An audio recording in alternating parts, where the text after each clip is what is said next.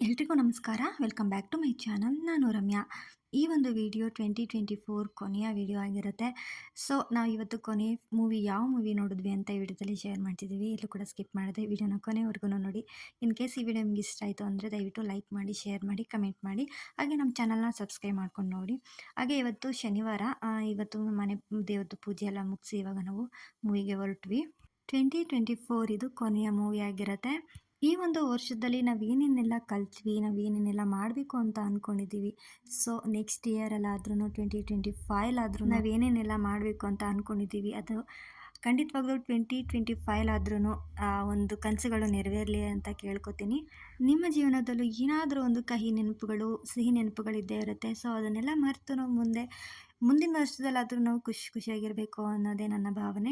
ಕೆಲವರಂತೂ 2024 ತುಂಬ ಕಷ್ಟ ಅನುಭವಿಸಿದ್ದೀರಾ. ಆದರೆ ನೆಕ್ಸ್ಟ್ 2025 ತುಂಬ ಕಲರ್ಫುಲ್ಲಾಗಿ ಬರ್ತಾ ಇದೆ. ಎಲ್ಲರೂ ಜೀವನ ಕಲರ್ಫುಲ್ ಆಗಿರಲಿ, ಎಲ್ರಿಗೂ ಒಳ್ಳೇದಾಗಲಿ. ಪ್ರತಿಯೊಬ್ಬರಿಗೂ ಇದೇ ಇರುತ್ತೆ, ಈ ವರ್ಷ ನಾವೇನು ಮಾಡಿದ್ವಿ, ಮುಂದಿನ ವರ್ಷನಾದರೂ ನಾವು ಚೆನ್ನಾಗಿ ಬದುಕಬೇಕು ಅನ್ನೋದು. ಸೊ ಆ ಒಂದು ಗುರಿನ ಇಟ್ಕೊಂಡು ನೀವು ಖಂಡಿತವಾಗ್ಲೂ ನೀವು ಅಂದ್ಕೊಂಡಿರುವಂಥ ಸಾಧನೆನ ಮುಂದುವರಿಸಿ. ಈ ವರ್ಷನಾದರೂ ನಾವೇನಾದರೂ ಒಂದು ಸಾಧನೆ ಮಾಡಲೇಬೇಕು ಅನ್ನೋ ಒಂದು ಗುರಿ ಇಟ್ಕೊಂಡು ನೀವು ಮುಂದಿನ ವರ್ಷದಲ್ಲಿ ನೀವು ಖುಷಿಯಾಗಿ ಜೀವನನ ಸಾಗಿಸ್ಬೋದು.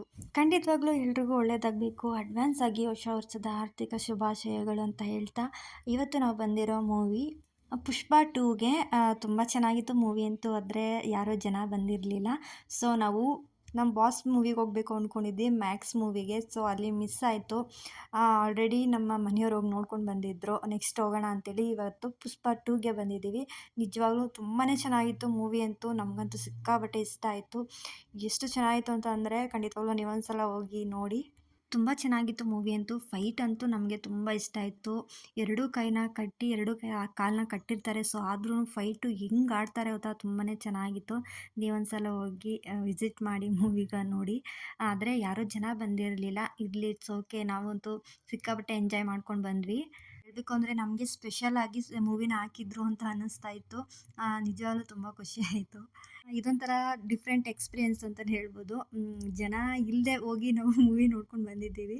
ಸೊ ತುಂಬ ಇಷ್ಟ ಆಯಿತು.